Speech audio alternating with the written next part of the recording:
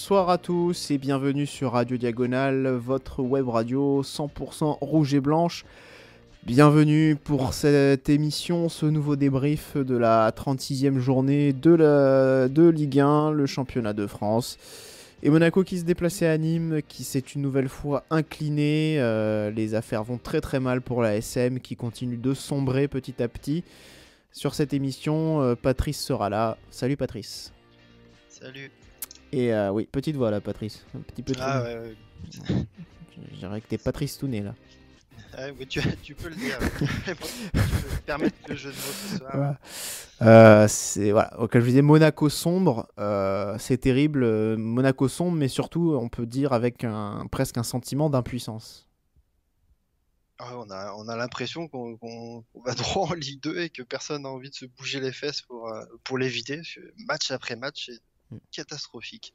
Ouais, on peut dire cette stat. On est sur une série de 7 matchs sans victoire. C'est quand même une sale série. Hein. Effectivement, on a pris depuis un mois et demi, on a pris 3 points. Quoi. Ouais, c'est ça. Parce que je regardais sur les 10 derniers matchs, on a pris 8 points. Quoi. C'est vraiment pas évident pour finir une fin de saison qui avait déjà commencé très très mal.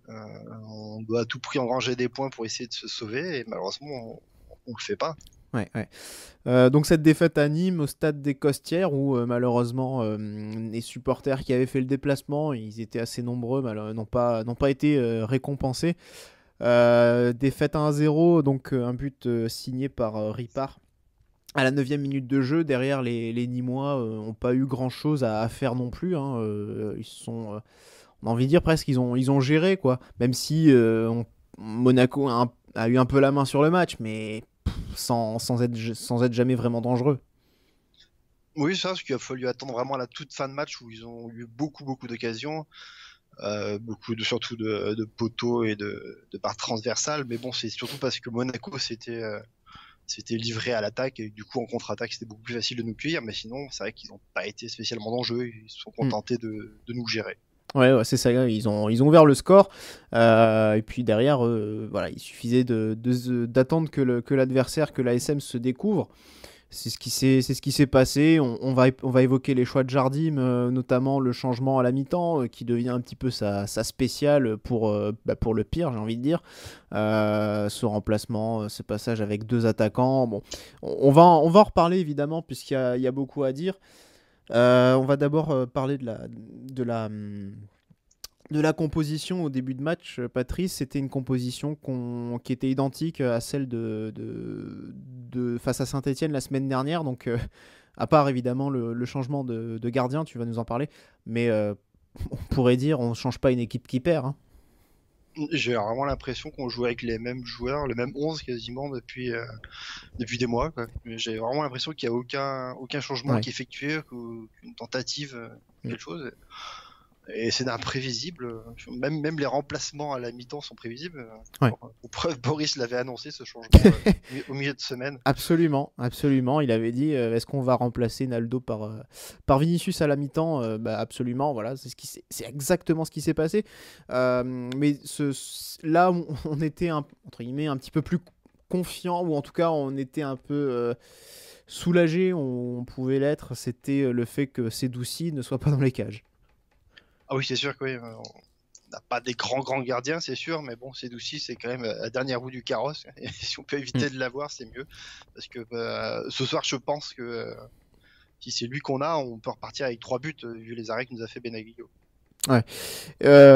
En défense centrale, on avait de nouveau Naldo aligné. C'était le cas face à Saint-Etienne. Il revient petit à petit. Il était revenu à la faveur aussi de certaines suspensions. Mais là, on a Badiachil sur le banc en ce moment. Bon, il a aussi, Patrice, il a un petit peu payé ses prestations depuis plusieurs mois qui sont quand même très très moyennes. Hein. Oui, après, moi je trouve ça c'est normal, parce que c'est Oui. vraiment un très très jeune joueur. Voilà, c'est pas illogique quoi. Qui n'était pas fait du tout pour faire une saison complète, et je pense qu'il le paye. Qu'à un moment donné, physiquement, ça doit être aussi dur, mentalement aussi, la situation n'est pas simple. Et c'est assez compréhensible que Jardim se retourne vers Naldo, qui a beaucoup plus d'expérience pour cette fin de saison. Ouais. Au milieu de terrain, on retrouvait Gemerson avec Adrien Silva. Là, pareil, c'est une paire qui est nouveau reconduite. On a encore des absences, notamment celle de Fabregas, hein, une absence importante. Euh, j'ai envie de dire, c'est encore une fois presque logique, quoi. On pourrait éventuellement imaginer le retour de Endoram, ça peut être une piste, mais bon, le reste c'est tellement faible. Ce serait quoi Aolu sinon, enfin bon, c'est encore une fois, tu disais il y a très peu de changements et je suis d'accord, c'est devenu très prévisible. Mais c'est vrai que quand on voit ce qu'il y a sur le banc, au final, c'est pas beaucoup mieux, hein. Non, si Jardim veut faire un milieu de terrain à 3 joueurs, c'est sûr qu'il n'y avait pas d'autre solution. Parce que bon, faire jouer Endoram, ça paraît pas être forcément meilleur que ce qu'il y a déjà en place. Aoulou, a priori, il n'est pas blessé. Je crois que c'est le joueur en tribune. Hmm. Car ces temps-ci, il est pas réutilisé. Mais bon, c'est pareil, hein, quand il a été sur le terrain, ça n'a pas été meilleur. Non, Le seul changement que moi je vois qui aurait pu être effectué, c'est changement tactique. C'est que Jardim finit toujours ses matchs. Finit même dès la mi-temps. Ouais. En 4-4-2, pourquoi pas commencer pour une fois son match en 4-4-2 avec Ouais. les deux attaquants titulaires. Bah, c'était quelque chose qu'on avait évoqué lors d'un précédent débrief.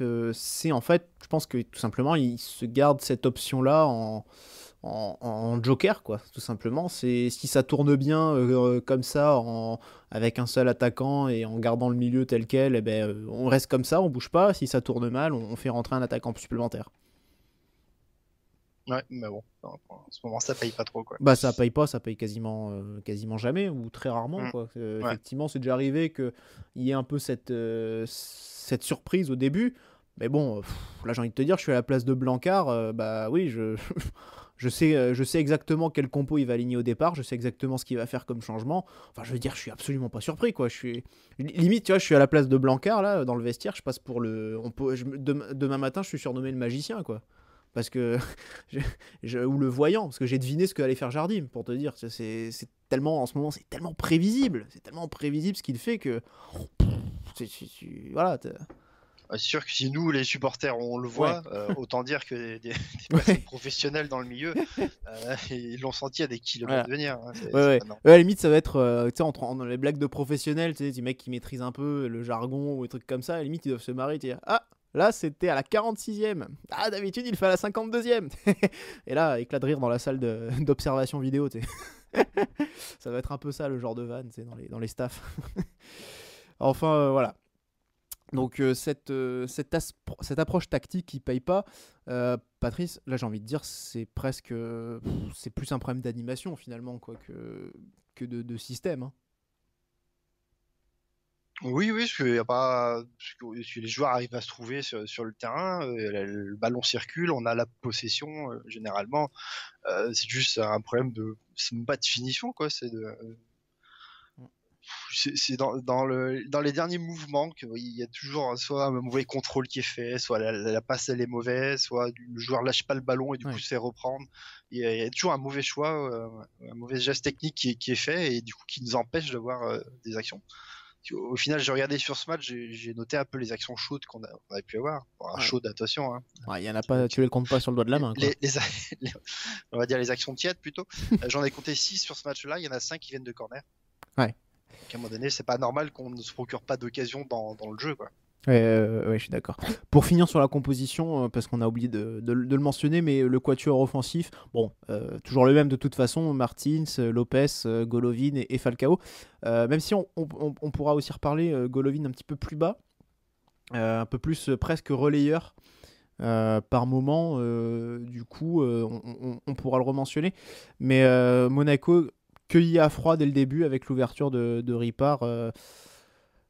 Qui fait suite à un poteau, et Monégas qui se dégage mal, Patrice. Derrière, Ripard reprend, bat Gemerson au duel, à la tête. Ouais, j'ai essayé de voir un peu qui c'est qui devait être à son marquage, mais c'est assez compliqué parce que du coup sur le corner ça bouge beaucoup. Et du coup il y a tout un tas de monégasques à côté de lui, donc j'arrive pas trop à voir qui doit vraiment le suivre et l'empêcher d'être aussi facile. Hein, parce que vraiment, il prend son élan, mais il place sa tête. Benaglio peut rien faire. Et voilà, c'est tout ce qu'il fallait éviter dans le match, c'est de se prendre un but très très rapidement. Et malheureusement, c'est ce qu'on Ouais. fait, quoi. On a remarqué, on a pu voir aussi sur ce match que Ripard a été vraiment bon de la tête. Il a vraiment mis en difficulté notre défense centrale. dans le domaine aérien. Donc voilà, ça a été un des points noirs de cette rencontre et finalement l'ouverture du score sur cette phase de jeu elle est logique. Il a Ouais. dominé ses vis-à-vis dans cette rencontre sur ce plan-là. Derrière, ce qu'on peut regretter, c'est qu'il n'y a aucune réaction, Patrice. Non, parce que en première mi-temps, même si derrière Nice après s'est un peu regroupé dans sa défense, il nous a laissé le ballon. On n'en a rien fait. Hein. La première mi-temps, c'est assez Ouais. sterne. On a quelques occasions sur des corners. Mais bon, à chaque fois qu'on prend le ballon, c'est pour le mettre dans les mains du gardien qui fait pas des arrêts Hmm. extraordinaires. Hein. Il n'y a Ouais. pas grand-chose à faire. Hein. On sent en plus que Bernardoni est un style assez peu académique. Il fait des sorties un peu bizarres. Il a un style un peu, un peu moche, un peu étrange, pas très. On le sent presque pas forcément très serein sur sur sa lecture du jeu, des trajectoires et sur sa prise de balle. Donc on se dit, à la limite, il en suffirait d'une un peu bien placée pour que ça puisse rentrer, quoi. Ouais, surtout que Nîmes est une équipe très offensive qui marque beaucoup de buts, mais qui en prend aussi énormément. Hein. Oui, Donc c'est vrai. ce soir, de ne pas arriver à leur remettre un but alors que nous, on arrive comme généralement à marquer au moins quasiment tous les matchs. C'est Mm. vraiment frustrant ce soir de pas y arriver. Hein. Ouais, on a une véritable stérilité offensive. On a quand même un Ronny Lopez, je vais l'appeler Tony, tiens, Tony Lopez, là. C'est son frère jumeau, là, depuis 6 mois, qui nous dit à la mi-temps, qui a quand même le culot de venir dire oui, on manque d'efficacité, mais on arrive à créer des occasions. Il se fout de la gueule du monde, lui, c'est pas possible. Bah ouais, surtout on a quoi les deux corners quoi. On a la Ouais, frappe on de a Silva mais qui est sur le gardien et après un coup franc de il y a Falcao la tête de au-dessus. Gli ouais, la tête un peu molle de Gli quoi que Bernoni Ouais, va arrêter au pied de son poteau. ouais, ouais. Donc il y a rien, il n'y a pas d'occasion spéciale dans Voilà. dans cette mi-temps. Hein. Ce qui pourrait expliquer voilà, le fait qu'il ait du mal à viser aussi, s'il voit aussi bien les matchs que ce qu'il fait sur le terrain, quoi. Bref, mais voilà, c'est chiant parce qu'on voit une équipe qui est incapable de donner du rythme à ce match, qui est incapable de mettre de l'envie, du mouvement, qui est incapable de faire quoi que ce soit, et on se résigne à atteindre à retourner au vestiaire avec cet écart, voilà, en se disant bon, peut-être qu'un petit coup de gueule dans les vestiaires va changer la donne, hein, au final. Bon, il y a eu une petite transformation, mais c'est tellement léger, quoi. C'est tellement loin de ce qu'on serait en droit d'attendre, de la révolte qu'on attend. Oui, surtout qu'à la mi-temps, nos adversaires directs font le Ouais, taf. ouais. Donc les joueurs doivent le savoir que voilà, il y a danger quoi. Donc ce serait bien de surveiller en deuxième mi-temps et de proposer autre chose pour aller chercher au moins l'égalisation et un point qui ferait du bien. Ouais. Et donc Malheureusement. ce changement du coup qui intervient, ce qu'on disait, ce joker un petit peu que Jardim utilise, voilà, c'est ça, la carte El Tactico là qui est complètement, il est complètement flingué en ce moment lui aussi. Il est à côté à côté de ses pompes, hein, faut le dire clairement. Il est très loin de ce qu'il n'a déjà pu faire. Mais là, ça n'a même plus d'impact. Donc l'entrée de Vinicius à la place de Naldo, Gemerson qui redescend d'un cran, et Monaco qui passe à deux attaquants, Vinicius qui va épauler Falcao. Falcao qui jusqu'à présent d'ailleurs fait son match, hein, quand même. Il est combatif, mais il est seul. Est-ce qu'il y a un peu plus d'espoir quand même avec ce passage en 4-4-2? Oui, parce que du coup il y a un peu plus de présence devant, sachant qu'on avait les ballons. On peut se dire que si on commence un peu à centrer, ça fait un peu plus. On peut arriver peut-être à être un peu plus dangereux quoi. Personnellement, je me suis dit peut-être que ça pourrait nous faire du bien, même si c'est très prévisible. Mm. On aurait pu espérer que ça fasse, ça nous permette d'avoir un peu plus d'occasions. Ouais, il y en a eu quelques-unes, mais encore une fois très timide. Patrice, pas là, c'est toujours pareil. Alors, on frappe plus, oui, d'accord, mais sur la fin de match, on est à deux doigts finalement de se faire punir. On est plus près de se faire punir que d'égaliser en fin de compte. Ah oui, oui clairement. Enfin, on peut dire merci à Benaglio pour nous avoir fait quelques arrêts pour qu'on reste encore dans le match. Mm. Parce que Nîmes est pas loin à plusieurs reprises de pouvoir faire l'écart. Et Benaglio et les attaquants nîmois ont un peu moins de réussite. Mm. Ouais. Donc voilà, on a aussi deux changements. Jardim qui essaie qui essaie de réagir, mais bon, quand quand tu fais rentrer Moussa Silla ou Nasser Chadli, tu t'as pas spécialement t'as pas spécialement d'espoir, quoi. Surtout quand tu fais rentrer Moussa Silla pour Ronny Lopez, de mémoire. Qui est nul aussi, on le précise, hein, mais oui, mais en fait tu changes rien, en fait tu remplaces un ailier par un autre ailier, donc oui, peut-être avec un peu plus de jus, un peu plus de fraîcheur peut-être, mais tu prends aucun risque, alors que c'est le moment où il faut prendre des risques. Mais moi j'aurais souhaité qu'il sorte un défenseur central pour passer à 3 derrière, ou qu'il fasse rentrer un milieu de terrain pour que les latéraux passent ailier, pour qu'il y ait un choix offensif. De toute façon on s'en fout, en début de derrière, on perd le match, de toute façon on a déjà perdu. Oui, on le perd déjà, c'est sûr. Il faut prendre des risques. Mais c'est ça le problème, c'est qu'on est incapable de... Enfin, Jardim a peur, où il est tellement timoré, il a tellement peur je sais pas, de perdre ses matchs, j'en sais rien. Est-ce que la lutte pour le maintien, lui aussi, le paralyse un petit peu? Ça peut être, je sais pas, c'est une hypothèse, hein, mais peut-être que lui aussi, il est paralysé, il fait des choix frileux. Après, ça n'a jamais été non plus, c'est pas Marcelo Bielsa, hein, ça n'a jamais été le football total ou quoi que ce soit, hein, Jardim, c'est pas non plus tout offensif, mais on dirait que voilà, il a peur que son équipe soit plus offensive, soit plus conquérante, et du coup, on le sent tellement désemparé sur le banc, quoi. On le sent hagard, complètement perdu, voilà, pas de réaction. Non, parce que les 2 premiers remplacements sont tellement attendus. On sait très bien que les 2 attaquants vont rentrer. Et après, le dernier choix, c'est rentrer Chadli. Pourquoi pas. Et puis pas de jeu, surtout pas de jeu. C'est-à-dire que la stratégie, c'est de lancer des ballons devant, duel, récupérer le second ballon, aller projeter sur le côté, essayer de centrer, et puis voilà. Mais on est tellement nul aussi au niveau des centres. Est-ce que par exemple, est-ce que tu as souvenir de centres de la part de nos latéraux? Non, Ballo-Touré ou Sidibé. La seule occasion dans le jeu qu'on a, c'est sur un centre de Ballo-Touré, là où ça arrive sur Falcao et Jason Martinez qui se gênent mutuellement. Oui. C'est la seule occasion où un centre a été dangereux. Mais c'est ça, voilà, il n'y a que ça, quoi. Enfin, nos latéraux ont été complètement inutiles. Enfin, il y a une vraie remise en question au niveau du jeu, là, pour le coup. Enfin, c'est pas, même si c'est pas la première fois qu'on le dit, en tout cas, je sais que Boris, depuis longtemps, on est convaincu qu'avec Jardim, on joue mal. Et c'est vrai que ces derniers temps, c'est vraiment pas bon du tout. Mais là, quand même, il n'y a rien, il n'y a pas de... À aucun moment, il y a une action vraiment construite, quoi. C'est ça qui est dramatique. Il n'y a rien de... Non, je vois qu'on va enchaîner 2-3 beaux mouvements, ça va tout de suite être gâché par, comme je le disais, mauvais contrôle, mauvais espace. Clairement, ouais. Ouais, c'est vrai. C'est vrai. Aussi, on peut quand même signaler... je parlais de Golovin. On l'a vu par moments un petit peu plus bas. Il fait pas non plus un bon match, hein, clairement, mais on l'a revu dans un registre un peu plus bas, un peu plus relayeur, presque avec un milieu à 3 par moment.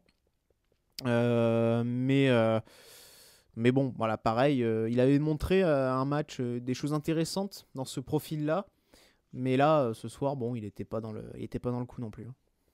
Non, puis bon, il a été bien pris par ses adversaires qui l'ont bien saturé, bien empêché d'accélérer son jeu, quoi. Il a subi pas mal de fautes quand même. Oui. Après, je pense qu'il y a aussi ça se joue sur le mental, du coup tu commences à craquer. Voilà. C'était un match assez peu engagé, mais assez peu rythmé, mais quand même un peu engagé, quoi. Il y a eu il y a une tension qui était un peu palpable. On l'a vu tout de suite. Ah oui, très rapidement. Ouais, très vite. Beaucoup de regroupements autour de l'arbitre dès qu'il sifflait. C'était assez tendu, quoi. D'ailleurs, les cartons sont vite tombés.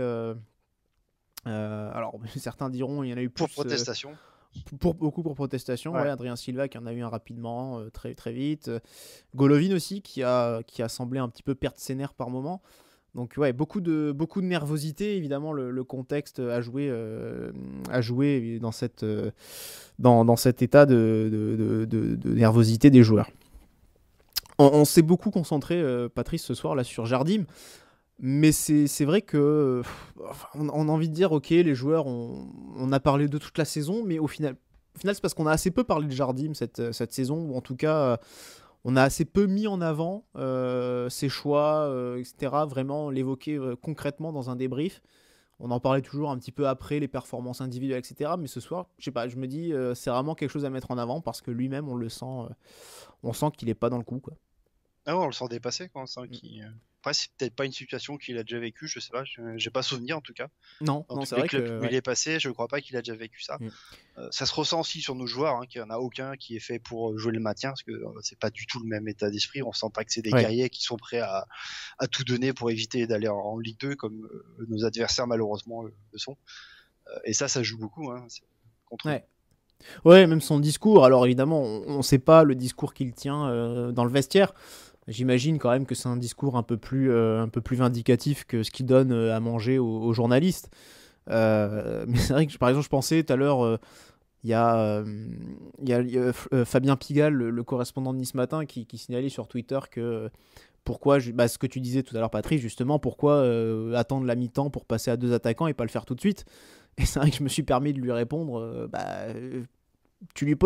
vous lui posez la question en conférence de presse, est-ce qu'on on le chahute un peu, est-ce qu'on va un peu voilà, pour obtenir des réponses, parce que on sait que Jardim n'est pas un grand communicant, qu'il aime pas ça l'emmerde, bon, très bien, et que du coup il fait des réponses toutes faites, mais est-ce que les journalistes vont essayer d'un peu de le pousser dans ses retranchements, vont essayer un petit peu voilà, de le chahuter parce qu'on a l'impression, lui, il fait son même discours, un peu lénifiant, un peu chiant. Les conférences de Jardim, bon, c'est pas un secret, ça a toujours été très, très, très chiant, hein.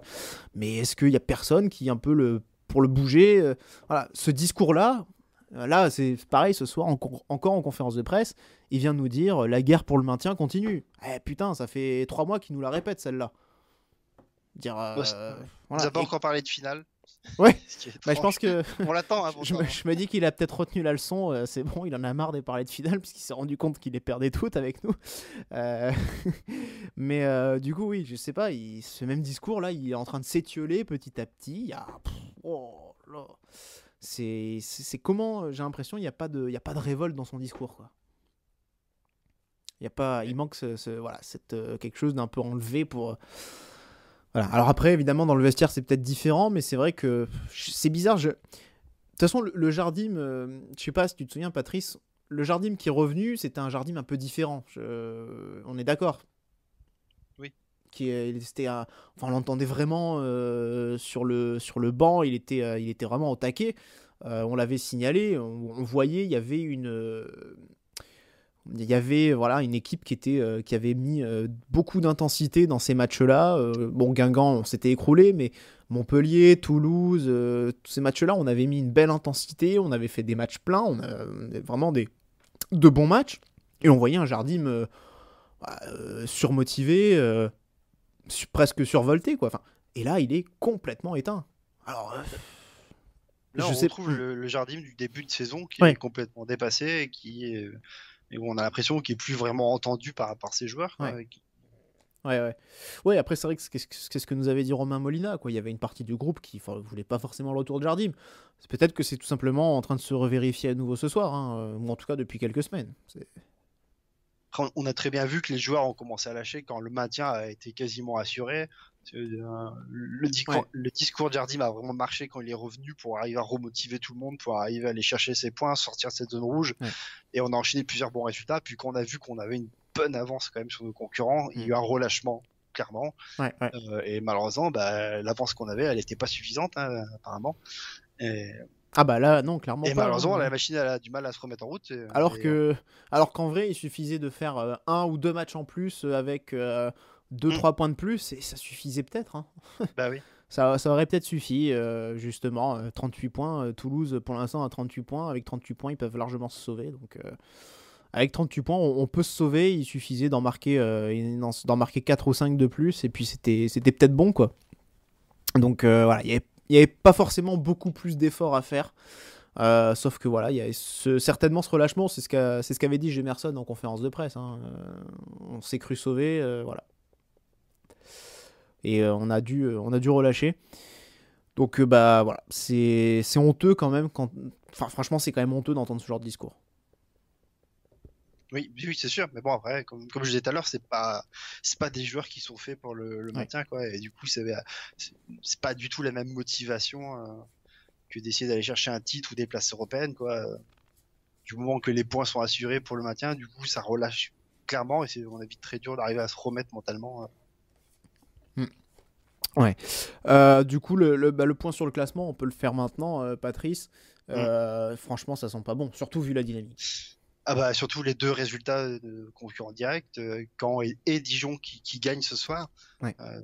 C'était vraiment tout ce qu'il fallait pas faire ce soir, c'était perdre et voir nos concurrents gagner. Ouais, donc au classement, Monaco est toujours 17e avec 33 points. Caen, 18e. Donc la place de barragiste. Caen, 33 points également. On s'en tire bien avec la différence de but pour l'instant, puisqu'on est à +1 par rapport à Caen. Dijon, donc, qui gagne et qui a 31 points. Donc c'est-à-dire que même la 19e place, avec 2 matchs encore à jouer, même la 19e place est pas du tout assurée. C'est-à-dire que encore la 18e, il y a un barrage et il y a l'espoir de s'en sortir. Autant la 19e, c'est terminé nada, hop, au revoir la Ligue 1, coucou la Ligue 2. Par contre, Patrice, il y a peut-être le petit espoir, c'est la semaine prochaine, puisque c'est la réception d'Amiens. Oui, parce qu'on joue Amiens qui est à domicile, qui est juste devant nous, 16e, avec 35 points, donc seulement 2 points d'écart. Donc si on les gagne, c'est-à-dire qu'on leur repasse devant, c'est-à-dire qu'on rajoute un club dans la lutte à la relégation derrière nous. Ouais. Et ça pourrait nous faire du bien, sachant qu'il ne restera plus qu'après le déplacement à Nice. Ouais, c'est clairement, c'est la finale. Alors, c'est pas peut-être pas le bon terme à employer, mais c'est la finale de notre championnat, c'est ça, quoi. C'est ce match face à Amiens, en plus à domicile. Il faudra vraiment pas se louper. Et là, il faudra être de la première à la 95e. Il faudra être absolument au taquet, enflammer le match. Et puis voilà, on sait en plus que Caen et Dijon vont jouer Paris et Lyon. Bah, les deux ont des gros matchs, même si voilà. ça ne garantit pas que ouais, qui vient. Surtout, clairement, Lyon et Paris en ce moment, c'est pas régulier du tout, quoi. Par contre, mais on joue une équipe d'Amiens qui n'a pas gagné depuis 1, 2, 3, 4, 5, 6, 7, 8 matchs de suite. Par contre, ils n'ont perdu qu'un. Qu'ils font beaucoup donc c'est... clairement, il y a, entre guillemets, il y a encore presque, j'ai envie de dire, tous les éléments pour arriver à se sauver. Parce que si on gagne et que dans le même temps, Caen et Dijon perdent, bon, déjà, la 19e place, c'est sûr, on n'y est plus. Mais la 18e, a priori, ça semble... Enfin, on serait quasiment sauvé, quoi. On serait quasiment sauvé, je pense. Oui, je pense que c'est vrai. C'est vraiment l'opération vraiment à réussir, c'est bien celle-ci. Sachant que derrière, aller jouer à Nice, qui aura à cœur de nous envoyer en Ligue 2. Ça fait depuis très longtemps qu'on l'a pointé ce match en disant que si on joue encore le maintien sur ce match-là, ça va être très très dur. Et oui. Allez, on va passer maintenant aux performances individuelles, Patrice. On va commencer par Benalio, qui a sans doute été l'homme du match côté monégasque ce soir. Oui, comme je disais tout à l'heure, pour moi, il nous a permis d'y croire, de rester dans le match avec les quelques sauvetages qu'il a pu faire. Sur le but, il peut pas faire grand-chose. Donc pour moi, oui, vu qu'il n'y a personne derrière, c'est à tirer son épingle du jeu. Pour moi, c'est lui l'homme du match. Est-ce que tu as un flop à désigner ce soir ? Il n'y a pas un joueur qui a été vraiment en dessous des autres pour moi, mais si je dois pointer quelqu'un pour désigner le flop, ce serait plus Falcao. En plus, il est le capitaine, donc c'est aussi à lui d'haranguer un peu ses joueurs pour qu'ils se bougent, qu'ils aillent chercher ce but. Et pour moi, il a eu beaucoup de mauvais positionnement. Il a été toujours collé soit à Gelson Martin, soit à Vinicius, où ils se sont régulièrement gênés. Il n'a pas eu de bons appels, quoi. J'ai pas trouvé qu'il a fait un très grand match. Ouais, je suis un peu moins d'accord avec toi. Je trouve qu'il a fait de son mieux. Alors c'est vrai que il était pas, tout n'était pas forcément inspiré. Il y a un moment, il y a une action pareille où il rate sa conduite de balle et du coup il rend le ballon alors qu'il peut peut-être jouer un contre 1 avec Bernardoni. Mais c'était pas le pire pour moi. Je suis quand même en train de me dire qu'on joue le maintien, qu'on pourrait descendre alors qu'on a Falcao dans une équipe comme ça. Enfin, je sais pas, même pour lui, ça n'a jamais dû lui arriver. Mais t'imagines, on a un joueur de cette classe, parce que Falcao, ça reste un joueur de classe mondiale, et qu'on joue le maintien avec un Falcao dans l'équipe, ça me... Après, on peut aller même plus loin que ça. On a d'autres joueurs qui ont un niveau. Je veux dire, à un moment donné, on a quand même un champion du monde aussi avec nous. mine de rien, c'est quand même pas n'importe quoi. Non, Notre mais gardien il est titulaire, nul, lui. il a aussi joué quand même une finale de Coupe du Monde. Donc on n'arrive pas par là par hasard non plus, quoi. On a aussi Fabregas qu'on a recruté, même s'il est blessé. Ouais, qui est aussi champion du Euh, monde. Non, mais c'est vrai, voilà. enfin, voilà, c'est Falcao, c'est l'emblème, c'est le joueur de classe mondiale. Enfin, je me dis, putain, avec un mec comme ça, c'est incroyable. C'est incroyable de jouer le maintien, quoi. Voilà. Mais moi, c'est vrai que sur le flop du match, bah, j'ai toujours envie de mettre Ronny Lopez, quoi, de toute façon. Parce qu'il est nul, c'est tout. Il est incapable de faire un contrôle. Ses coups de pied arrêtés. Oh, les coups de pied arrêtés de Ronny Lopez, mais qu'est-ce que c'est nul! Mais qu'est-ce que j'entendais pas sur ceux de Moutinho, par contre, hein. Oh là là! Ah, les coups de pied arrêtés de Moutinho, oh, ils sont nuls, ils sont pas assez élevés, premier poteau. Mais vous avez vu ceux de Ronny Lopez? Putain, il s'est pas levé un ballon non plus. Après, ces corners ont été dangereux. La plupart des corners ont Oh, il y en a abouti plein à qui des sont têtes. flingués. Il y en a plein qui sont ratés. Ce soir, nos rares occasions sont sur corner et c'est quasiment lui qui les a tous tirés. Hein. Ouais, mais c'est des occasions, des demi-occasions, quoi. Ah oui, c'est sûr, oui. Voilà, on n'est pas. C'est toujours mieux Mais que rien.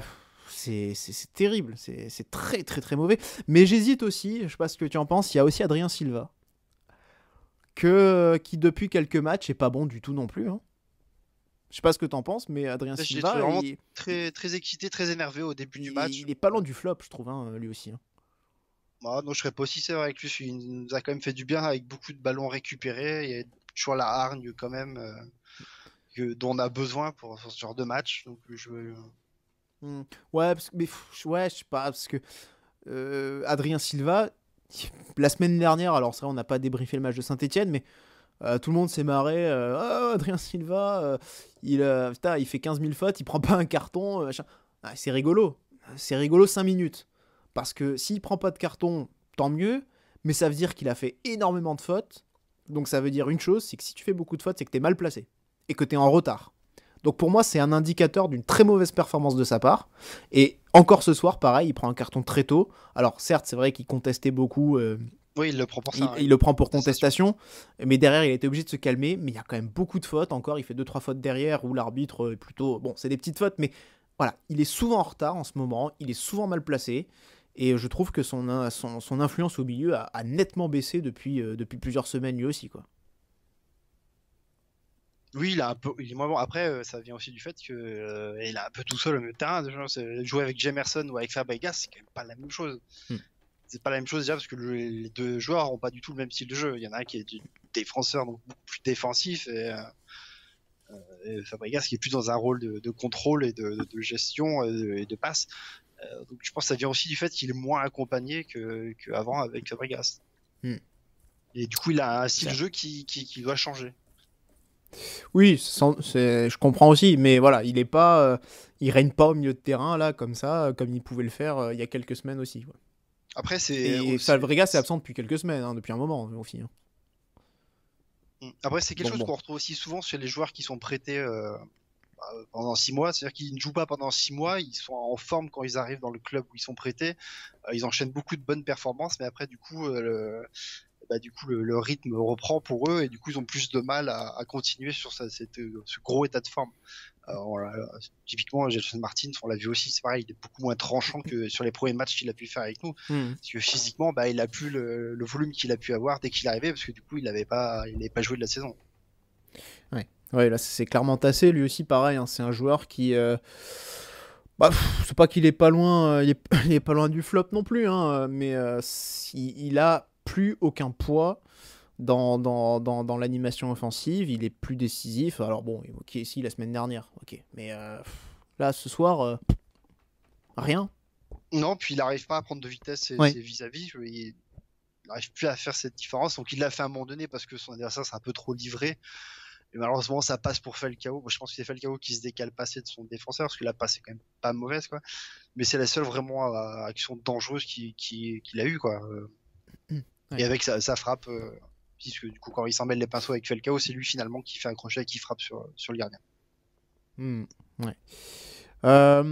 Les latéraux, Patrice, Sidibé, Ballo-Touré, les latéraux pas bons? Non, pas bons, parce qu'on les a pas vus assez, parce qu'ils sont pas centrés. J'ai pas trop. Si, Ballo-Touré un peu au début de match, il a pris un peu la sauce, quoi. Mais surtout, pour moi, c'est Sidibé qui a pris la sauce. Bouanga lui a fait mal et sur les crochets. Toujours aussi mal placé, quoi. Toujours aussi. Enfin, c'est-à-dire quand il devrait être un peu plus haut, il est trop bas, il ne participe pas, il est tellement passif. Et puis quand il devrait être un peu plus bas, un peu plus défensif, il est beaucoup trop haut, on ne sait pas où il est. Enfin, au niveau du placement, Sidibé, c'est n'importe quoi. Mm. Qu'est-ce qu'il est Enfin, l'intelligence tactique de Sidibé, c'est à peu près zéro. C'est nul. Enfin, bon, voilà. Sidibé, ça fait très longtemps que de toute façon, je peux plus le piffrer. J'ai envie qu'il se casse depuis très longtemps. Mais bon, personne n'en veut. Est-ce bien étonnant? Après, ça dépend. Il fait des fois de très bons matchs. Des fois, il fait parler Très un peu bon, son physique. non. Bah, Bah, ça fait longtemps que ton physique, oui, cette saison quelques déjà, on l'a matchs pas que vu. Hein. j'avais pas vu de Monaco aussi. C'est Ouais. peut-être Non, pour ça. mais, non, mais cette saison, bon, c'est vrai, Sidibé, il a un volume physique intéressant. Oui, voilà, c'est ça. Voilà. Mais en dehors de ça, voilà, c'est ni technique, ni tactique, ni quoi que ce soit. Hein. C'est zéro. Hein. Je veux dire, voilà. Et bon, le physique, ça fait un moment qu'il a plus avec son genou en compote, là. C'est très, très moyen. Hein. Ballo Touré, pareil, tout le monde nous le présentait comme super recrue. Bon, ok. Recrue dans un autre contexte, c'est pas mal, mais dans le nôtre, en tout cas, c'est plus que moyen. Plus que moyen. Donc ça fait pas. Ça Il a fait plus grande l'avantage, c'est différence. qu'il est plus que ceux qu'on avait à ce poste avant. Ouais. Mais alors tu vois, De voir lui que les autres joueurs forcément, on pense à toi, puisque dans le Fantasy Mercato, tu sais, tu nous avais proposé Lucas Digne. Qui est le meilleur joueur d'Everton aujourd'hui. Voilà, bon, c'est un vote de supporter, bien sûr, mais bon, quand même, c'est vrai que oui, à la place de Barreca, c'est sûr que ça aurait été mieux. Hein. Ah bah oui. Voilà, mais du coup, forcément, on pensait à ta proposition en début de saison. Oui, bah, ça aurait été quand même mieux, oui, c'est certain. Voilà. On va. Avec un joueur qui connaissait le championnat. En plus, ouais, en plus. Il reste. Alors, il y a la défense centrale, la charnière centrale à évoquer, Camille Glick et Naldo aussi. Naldo qui a joué seulement 45 minutes, hein, qui a été remplacé par Vinicius. Il n'y a quand même pas grand chose à dire sur ces 45 minutes hein, pour lui. Glick est en détresse, ça c'est connu. Mais Naldo, bon, ça.